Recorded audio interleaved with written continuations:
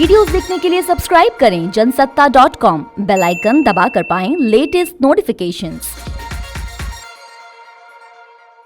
नेपाल के प्रधानमंत्री केपी ओली ने जो बयान दिया है, मैं जगत गुरु परमहंस आचार्य पीठ श्री तपस्वी जी की छावनी अयोध्या से उसकी घोर निंदा करता हूँ। राजनीति में तो आदमी कुछ भी बोल सकते हैं, लेकिन मुख्य अयोध्या जहाँ सरजू मैया हैं और राम जी का अयोध्या वही। केपी शर्मा पहली बात तो खुद नेपाली नहीं है और जो अपने देश का नागरिक नहीं है वो अपने देश का भला कब करेगा। अपनी सत्ता खतरे में देखकर नेपाल के प्रधानमंत्री केपी शर्मा ओली लगातार भारत पर निशाना साध रहे हैं। पहले उन्होंने कहा था कि उन्हें सत्ता से हटाने की साजिश दिल्ली और काठमांडू में रची जा रही है। अब उन्होंने भारत पर सांस्कृतिक अतिक्रमण करने का आरोप लगाया। साथ ही कहा कि असली अयोध्या नेपाल में है। भगवान राम भी नेपाली ही थे।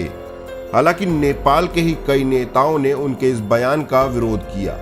इस रिपोर्ट में जानते हैं कि आखिर नेपाल के पीएम ने भगवान राम और अयोध्या को लेकर क्या क्या दावे किए और किस आधार पर।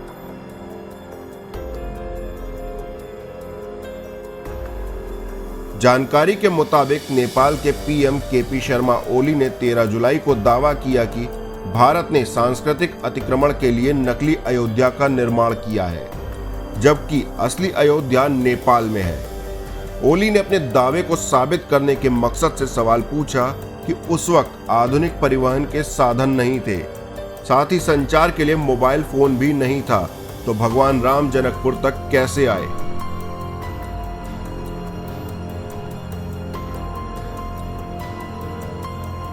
जानकारी के मुताबिक 13 जुलाई को नेपाल के कवि भानुभक्त आचार्य की 206वीं जयंती थी। इसके मद्देनजर प्रधानमंत्री के आधिकारिक आवास ब्लू वाटर में एक कार्यक्रम आयोजित किया गया। इसी कार्यक्रम में पीएम ओली ने कहा कि नेपाल पर सांस्कृतिक रूप से अत्याचार किया गया है, ऐतिहासिक तथ्यों को भी तोड़ा मोड़ा गया है। हम अब भी मानते हैं कि हमने भारतीय राजकुमार राम को सीता दी थी।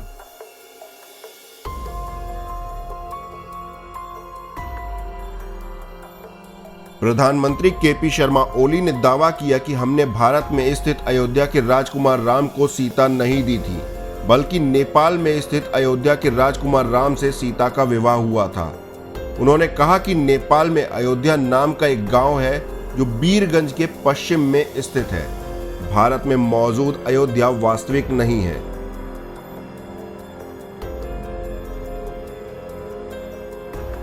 पीएम ओली ने तर्क दिया कि अगर भारत की अयोध्या वास्तविक है तो वहां से राजकुमार राम शादी के लिए जनकपुर कैसे पहुंचे। उन्होंने कहा कि उस वक्त कोई टेलीफोन या मोबाइल नहीं था। ये जानना संभव नहीं था कि कौन कहां से है। पहले की शादियां पास पास ही होती थी, इसलिए भारत जिस अयोध्या का दावा करता है उतनी दूर से शादी करने कौन आता होगा। पास ही खोजते और शादी कर लेते।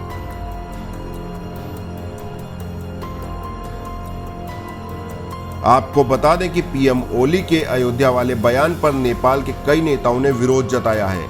नेपाल की राष्ट्रीय प्रजातांत्रिक पार्टी के को चेयरमैन कमल थापा ने कहा कि प्रधानमंत्री को इस तरह के निराधार और अप्रमाणित बयानों से बचना चाहिए। थापा ने अपने ट्वीट में लिखा, ऐसा लग रहा है कि पीएम तनाव हल करने की बजाय नेपाल और भारत के संबंधों को और खराब करना चाहते हैं। वहीं नेपाल में राष्ट्रीय योजना आयोग के पूर्व उपाध्यक्ष स्वर्णिम वाग्ले ने कहा कि प्रधानमंत्री के इस विवादास्पद बयान से भारतीय मीडिया सुर्खियां बटोर सकता है।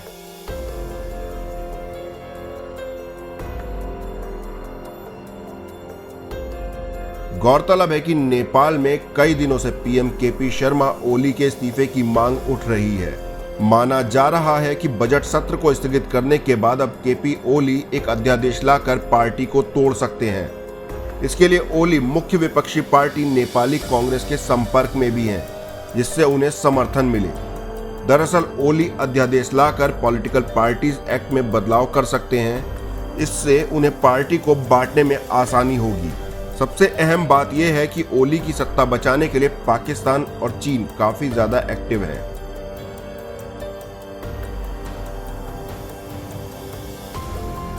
आपको बता दें कि केपी शर्मा ओली के नेतृत्व में नेपाल लगातार भारत विरोधी कदम उठा रहा है।